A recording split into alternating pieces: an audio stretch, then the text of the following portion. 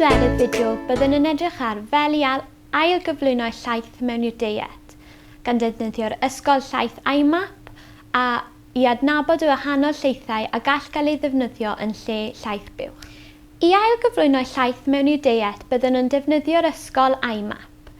Beth fyddwn yn gweud yw mae angen i'r plant bod heb llaeth am 6 mis a mae angen i nhw fod yn iach i ddechrau'r ysgol yma.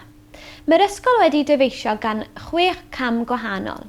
Mae'r cam cyntaf wedi dyfeisio gan llaeth sydd wedi cael ei coginio'n dda iawn, lle mae'r cam 6 wedi ei ddyfeisio gyda llaeth sydd yn mwy ffres wedyn. Byddwn yn dechrau ar cam 1 gyda malted milk biscuit. Felly ar y cam yma byddwn yn adeiladu'r bisged lan dros tua 7 neu 14 diwrnod. Yn gyntaf byddwn yn adeiladu'r bisged lan i tua 1/4 o fisged am y diwrnod gyntaf, yna i 1/2 i 3/4 a wedyn i bisged llawn. Yn y cyfnod yma, mae'n rili bwysig i monitro unrhyw symptomau ar gall arddangos.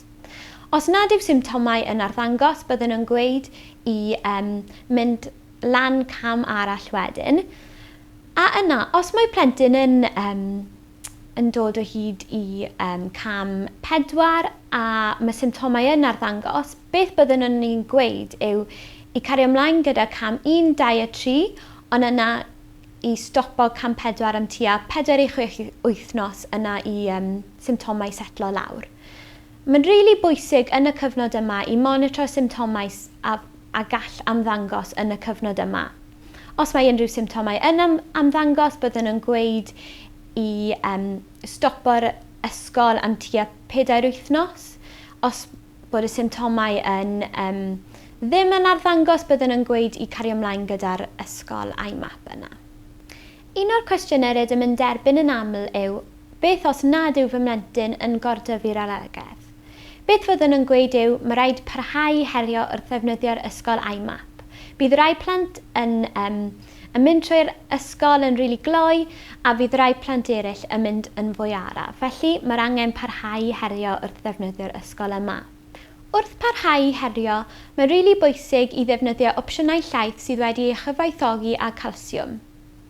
Ac yna, os mae angen unrhyw cwestiynau neu mae'n cymryd amser, dewch apwyntio dilynol gyda'r dietegydd. Yna, os mae hyn yn parhau, dewch eich apwyntiad dilynol gyda'r dietegydd, ble rydym yn gallu ateb unrhyw cwestiynau sydd eich gennych chi.